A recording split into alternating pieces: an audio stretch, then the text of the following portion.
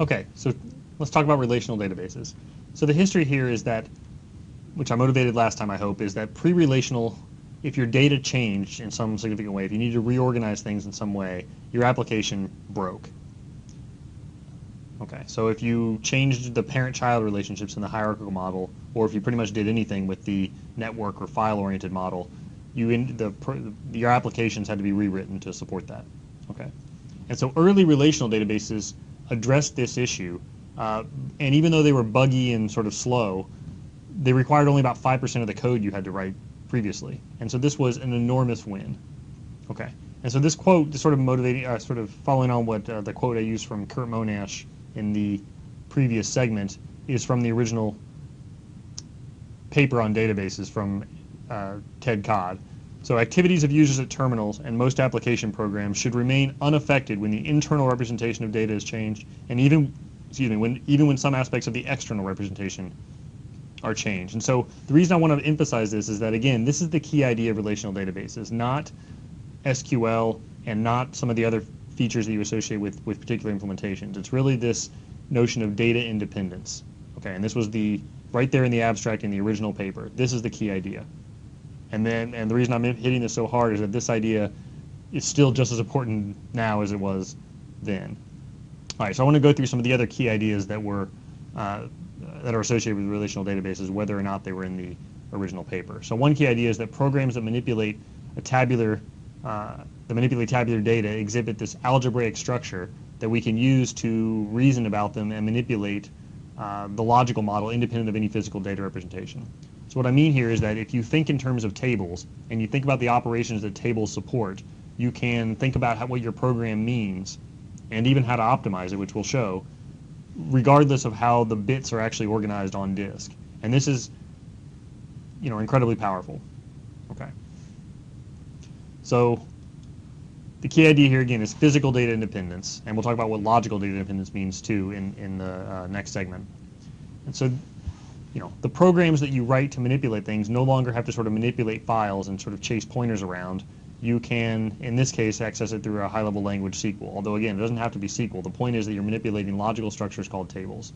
All right, so just know the term physical data independence, and know that it means that your programs you write to manipulate data are more robust than they would be without this relational model. All right. So another key idea is that there's this algebra of tables that I mentioned, and we'll talk more about these specific operators in a bit. But at a high level, one operation on a table is to select out rows that satisfy some condition. Another is to ignore columns that you're not interested in. Another one is to, for two tables, for every record in the first table, find corresponding records in another table. Right? Select, project, and join. And there's other operations you can define as to aggregation, all sorts of set operations derived from set theory, union and difference and cross product and so on. And so these operations, if you write your expression out in terms of these operations, it's very clear what it means, and it's for software engineering purposes, it allows the database designers to focus on just implementing these operations efficiently. Okay. Now, if I had you on a classroom, what I'd ask is how many people have heard of the relational algebra, and also ask how many people have worked with databases. And typically the number of people who have worked with databases is very high, and the number of people who have heard of the relational algebra is somewhat lower. And that's one of the things I hope to fix in this course, is to equate the two. Right? If you understand databases, I want you to understand relational algebra, and vice versa, I guess, comes for free. Okay. So why do we care about this algebra? Why am I saying algebra? Well,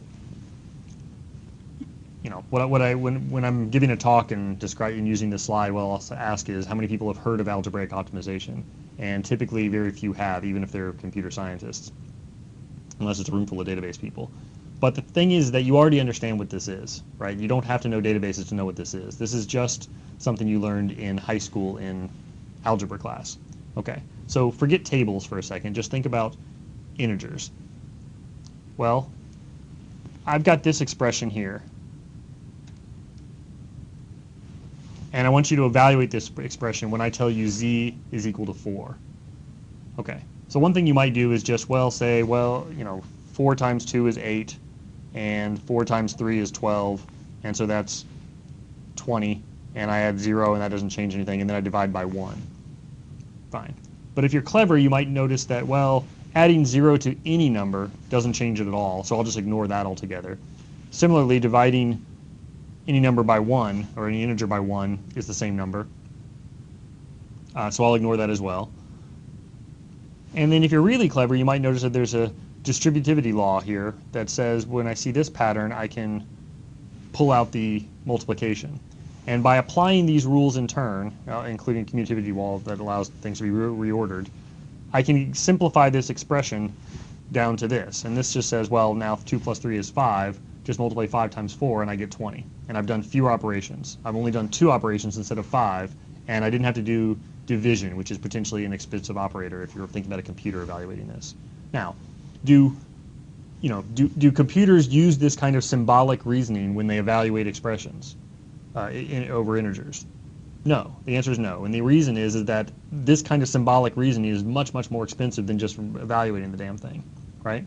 So, fine. But if the objects that you're manipulating are not small integers, but rather, terabyte-sized tables, then this kind of symbolic reasoning is not only valuable, but it's absolutely critical. If you do things in the wrong order, if you do wasted work, or you do more operations than you need to over massive tables, you're dead in the water and you'll get nothing done.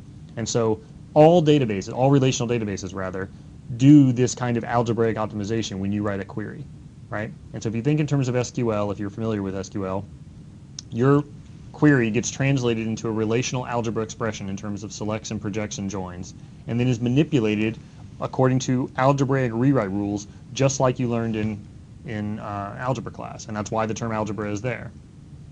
And they attempt to simplify the expression. The reason I pause is simplify is perhaps not the right word, because it's not always true that the shorter the expression, the faster it is. We actually use this notion of cost-based optimization, which means we'll try lots of different kinds of equivalent expressions, assign each one of them an estimated cost, and choose the one with the lowest cost. And this is something that all relational databases are doing in one form or another. Okay. So fine. So this is the magic trick of query processing in relational databases, and this is a really, really great idea. And the reason why this works is because we understand very formally what these operations are and what they mean. Okay. And so when you relax this formal model and start allowing anybody to write any kind of code they want over the data, you lose the ability to do this kind of algebraic optimization.